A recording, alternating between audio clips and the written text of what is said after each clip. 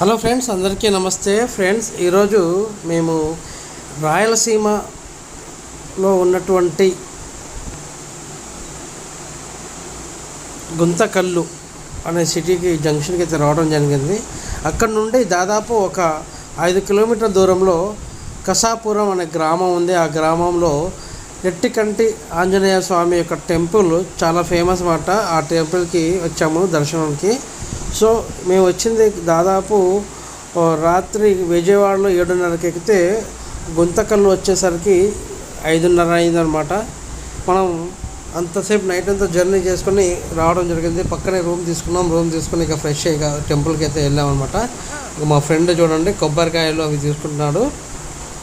ఇక్కడ నుండి లోపలికి వెళ్ళటానికి దగ్గరలోనే ఉంది, మా రూమ్కి దగ్గరే అనమాట. ఇక్కడ నుండి రూమ్ దగ్గర తీసుకున్నాం. ఆ రోజు బుధవారం కాబట్టి తక్కువ ఉన్నారు రష్. మంగళవారం రోజు అయితే చాలా బాగుంటారు రష్ అయితే.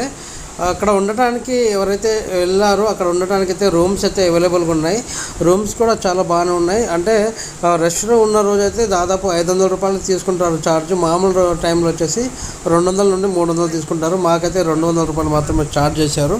అంటే మేము వెంటనే వెళ్ళిపోతామని చెప్పాము. సో బాగానే ఉంది రూమ్ అయితే. అక్కడ ఫ్రెష్ అయ్యాం. అక్కడ నుండి డైరెక్ట్ ఇక టెంపుల్ దగ్గరికి వెళ్ళేసి చూసుకున్నాం అనమాట, దర్శనం చేసుకున్నాము. ఇక లోపలికైతే ఫోన్ ఎలో లేదు. నేను బయట ప్రాంతం మాత్రమే నేను మొత్తం వీడియో తీస్తున్నాను. పక్కన చుట్టుపక్కలన్నీ కోట్లు అనమాట.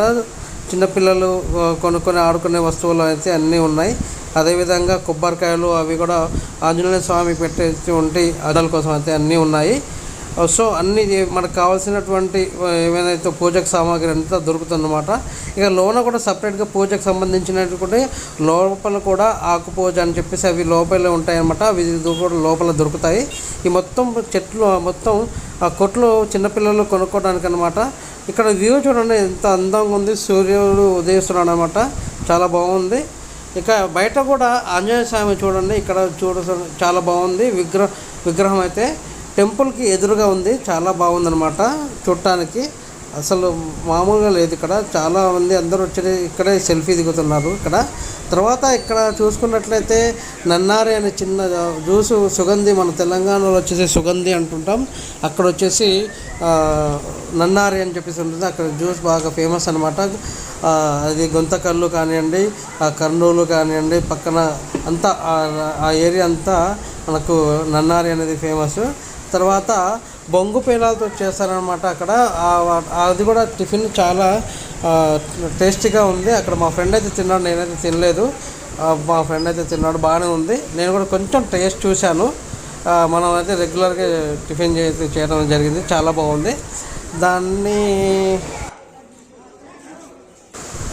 ఉగ్గాని బజ్జీ అని పిలుస్తారనమాట. ఉగ్గాని బజ్జీ కూడా చాలా ఫేమస్.